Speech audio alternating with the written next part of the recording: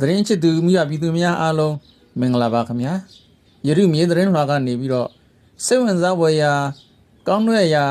သတင်းအကြောင်းရှင်းရာများနဲ့သတင်းချစ်သူမိဘပြည်သူများကိုစတင်မျှဝေပေးသွားပါမယ်ခင်ဗျာဒီကနေ့မျှဝေပေးခြင်းတဲ့အကြောင်းအရာကတော့ကျွန်တော်တို့မြန်မာနိုင်ငံမှာလက်တလောကြရရိုက်နေတဲ့လောင်စာစီပြဿနာပေါ့ဗျာမှာတော့လောင်စာစီကပြက်လက်တာမဟုတ်ပါဘူးဗျမှာကြီးရဲ့ဘယ်နေရာမှာပဲစစ်ဖြစ်ကျွန်တော်တို့မြန်မာပြည်ကလောင်စာစီပြဿနာကအမြဲတမ်းကြရရိုက်ခတ်စမြဲပါမြန်မာလူမျိုးတွေကကောက်ရိုးမိလို့ပဲမလိုအပ်ဖက်နဲ့လည်းအမြဲတမ်းစိုးရင်ပူပန်ကြီးကြတယ်ပေါ့ဗျာ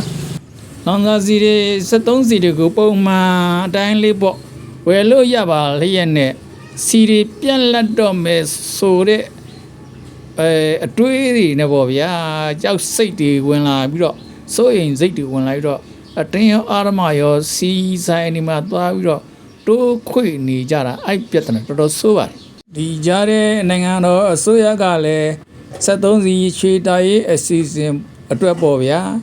အမိန့်ကြော်ညာစာထပြီးထုတ်လိုက်တော့ပူဆိုးပြီပေါ့ကလေးကမှမိုးပြူမှာကြောက်နေတဲ့ဒီဗမာလူမျိုးတွေက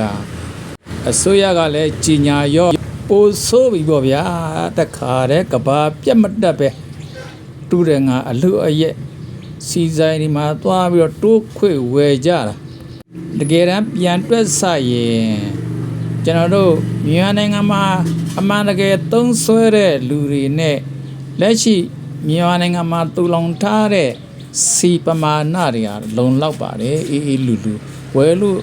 ချမ်းလို့သုံးဆွဲလို့ရပါတယ်အမိန်ထုတ်လိုက်တဲ့လူကလည်းဝတ္တရားရတာဝန်ရပါဗျာပြည်သူလူထုကိုကြိုတင်ပြီးတော့စနစ်တကျလေးဖြစ်အောင်ပေါ့သို့တော့မြေပြင်အခြေအနေကိုဆင့်လေ့လာဖို့လိုတယ်ဗျမြေပြင်ရဲ့အခြေအနေအမှန်ကိုမသိဘဲနဲ့အမိန်ထုတ်လိုက်ရုံကတော့အောက်ခြေမှာဖြစ်ပျက်နေတာနဲ့အပေါ်ကအမိန်တွေကတိတ်ပြီးတော့အစင်မပြေလှဘူးရတိုင်းပြည်အတွက်အမှန်တကယ်အကျိုးရှိအောင်73စီချွေတာရေးကိုထိရောက်အောင်မြင်ဆောင်ရွက်ခြင်းတယ်ဆိုရင်အခုလက်တွေ့မြေပြင်မှာစီလာပြီးတော့မှတိုးခွေနေကြတဲ့73စီအယောင်းဆိုင်အနီးအပါးမှာကျွန်တော်တို့ရင်ထိန်ရက်တပ်ဖွဲ့မြန်မာနိုင်ငံရက်တပ်ဖွဲ့ဒေတာဆိုင်ရာအုပ်ချုပ်ရေးအဖွဲ့တွေပေါင်းပြီးတော့လိုင်စင်မဲ့ဆိုင်ကယ်တွေလိုင်စင်မဲ့ကားတွေကိုစစ်ထိန်းချုပ်လိုက်ရင်73စီအယောင်းဆိုင်မှာအနည်းဆုံးထက်ဝက်ကျော်တိုးခွေမှုတွေရော့ကျသွားမယ်လို့ကျွန်တော်အကြံပြုချင်ပါတယ်ဗျအခုလက်ရှိ73စီဆိုင်မှာစီတိုးပြီးတော့ဝယ်နေတဲ့အနေအထားမှာလေတနေ့ကုန်ရောင်းပေးနေတာဖြစ်တဲ့စီပြတ်လက်မှုတော့မရှိပါဘူးသို့တော့တကယ်ထိတရရောက်ချွေးတာခြင်းရင်တော့အခုနကပြောခဲ့တယ်လို့ပါပဲခုနကအကြံပြုခဲ့တယ်လို့ပါပဲလိုင်စင်မဲ့ကားတွေလိုင်စင်မဲ့ဆိုင်ကယ်တွေကိုတာဝန်ရှိသူတွေအနေနဲ့စီ73စီအယောင်းဆိုင်ရဲ့အနီးအပါးမှာလာရောက်စီစစ်ပေးလိုက်မယ်ဆိုရင်